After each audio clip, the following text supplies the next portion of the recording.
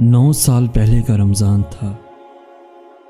سحری کے بعد میں 9:30-10 بجے تک آرام سے سوتی تھی۔ میرے شوہر آفس چلے جاتے تھے، ان کے علاوہ کوئی تھا نہیں، اس لیے کوئی ذمہ داری نہ ہونے کی وجہ سے جلدی جاگنا ضروری نہیں تھا۔ میری سہیلی نے بتایا کہ صبح 7 سے 10 بجے تک دورہ قرآن لائیو آتا ہے، لیکن اس کا بیشتر حصہ میری نیند کی نظر ہو جاتا تھا اور جاگ کر تھوڑا سا سن لیتی تھی۔ سننے میں بھی اپنی کوئی دلچسپی نہیں تھی، بلکہ وجہ یہی ہوتی تھی کہ وہ پھر ذکر کرے گی، پوچھے گی تو میں کہہ سکوں کہ ہاں تھوڑا سا سنا تھا۔ سورہ نحل تک پہنچ چکی تھی۔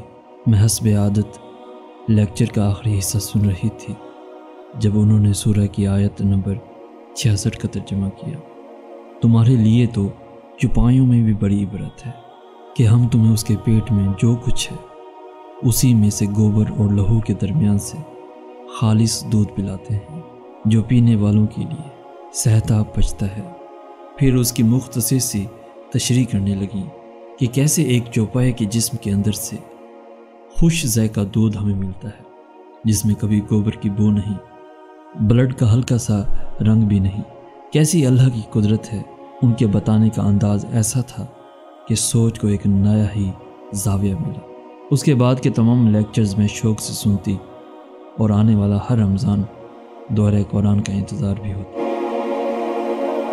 یہ سب آپ کو اس لیے بتا رہا ہوں کہ ابھی رمضان میں آپ کی نظر ایسے لوگوں پر پڑے گی جنہیں آپ رمضانی مسلمان کہتے ہیں، ان کا مذاق اڑاتے ہیں کیونکہ وہ آپ سے کم عبادت کر رہے ہیں، اور آپ کے گمان کے مطابق بس ایک ماہ ہی ان کی نمازیں اور قرآن چلنا ہے۔ تو بتاؤں کیا ہو سکتا ہے آپ کا گمان غلط ثابت ہو جائے۔ ہو سکتا ہے اللہ کسی ایک پیار سے بلانے والے کے توسط سے اس بندے کو ہدایت کی نئی راہ دکھا دے۔ ہو سکتا ہے ایک آیت اس کی زندگی بدل دے۔ ہو سکتا ہے یوں بے دلی سے کی ہوئی عبادت اسے اتنا لطف دے دے کہ وہ پلٹ آئے۔ بہت کچھ ہو سکتا ہے جو آپ نہیں جانتے۔